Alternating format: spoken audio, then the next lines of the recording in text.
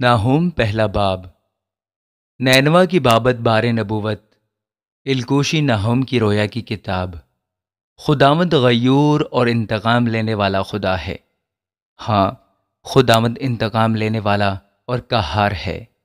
खुदावंद अपने मुखालिफों से इंतकाम लेता है और अपने दुश्मनों के लिए कहर को कायम रखता है।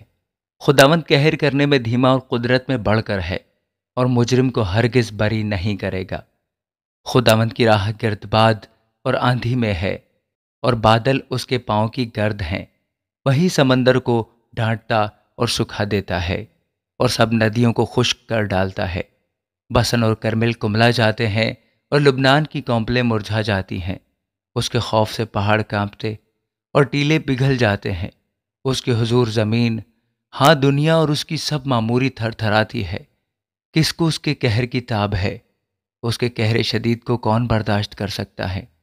उसका कहर आग की मानद नाजिल होता है। वो चट्टानों को तोड़ डालता है। खुदावंद भला है और मुसीबत के दिन पनाहगाह है। वो अपने तवक्कल करने वालों को जानता है, लेकिन अब वो उसके मकान को बड़े सैलाब से नीस्तो नाबूद करेगा और तारीकी उसके दुश्मनों को रगी देगी। तुम खुदावंद के खिलाफ क्या मंसूबा बांधते हो? वो बिल्कुल नाबूद कर डालेगा। अजाब दोबारा ना आएगा। अगरचे वो उलझे हुए कांटों की मानद पेचीदा और अपनी मै से तर हों, तो भी वह सूखे भूसे की मानद बिल्कुल जला दिए जाएंगे। तुझसे एक ऐसा शख्स निकला है जो खुदावंद के खिलाफ बुरे मंसूबे बांधता और शरारत की सलाह देता है। खुदावंद यूं फरमाता है कि अगरचे वो ज़बरदस्त और बहुत से हों, तो भी वो काटे जाएंगे और वो बर्बाद हो जाएगा। अगरचे मैंने तुझको दुख दिया, तो भी फिर कभी तुझे दुख ना दूंगा, और अब मैं उसका जुआ तुझ पर से तोड़ डालूंगा और तेरे बंधनों को टुकड़े टुकड़े कर दूंगा। लेकिन खुदावंद ने तेरी बाबत यह हुक्म सादिर फरमाया है कि तेरी नस्ल बाकी न रहे। मैं तेरे बुत खाना से खोदी हुई और ढाली हुई मूर्तों को नेस्त करूंगा। मैं तेरे लिए कब्र तैयार करूंगा, क्योंकि तू निकम्मा है। देख, जो खुशखबरी लाता और सलामती की मुनादी करता है, उसके पांव पहाड़ों पर हैं। ए यहूदा, अपनी ईदें मना और अपनी नज़रें अदा कर, क्योंकि फिर खबीस तेरे दरमियान से नहीं गुजरेगा। वो साफ काट डाला गया है। आमीन। नाहुम दूसरा बाब।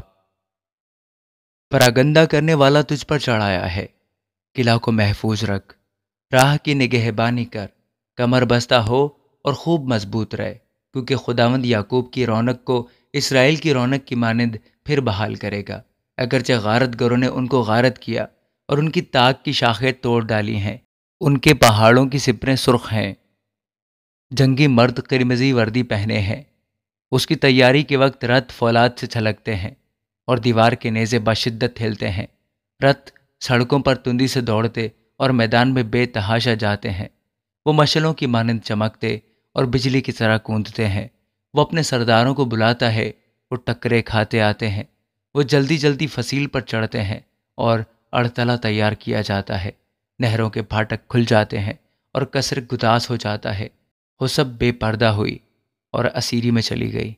उसकी लौंडियां कुमरियों की मानद कराहती हुई मातम करती और छाती पीटती हैं।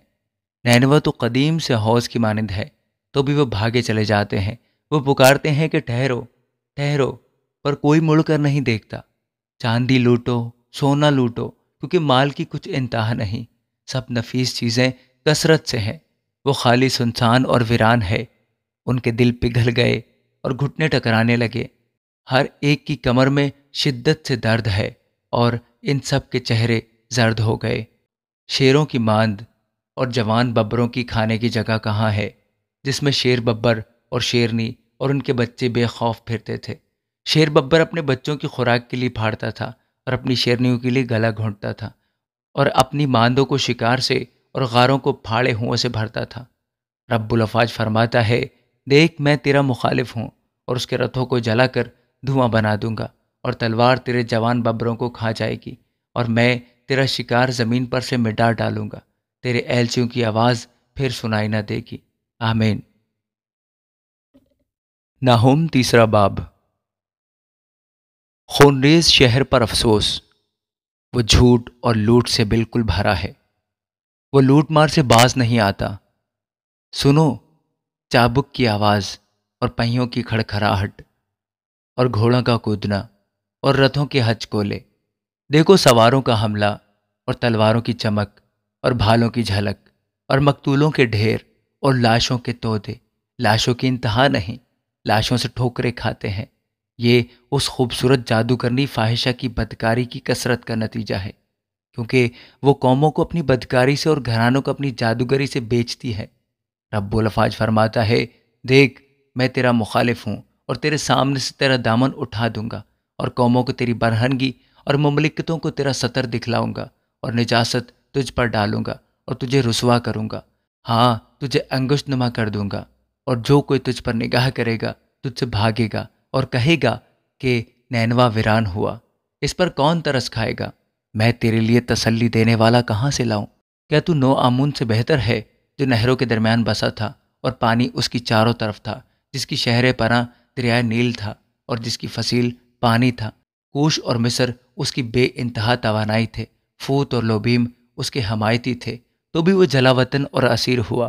اس کے بچے سب کوچوں میں پٹک دیے گئے اور اس کے شرفا پر کرا ڈالا گیا، اور اس کے سب بزرگ زنجیر سے جکڑے گئے۔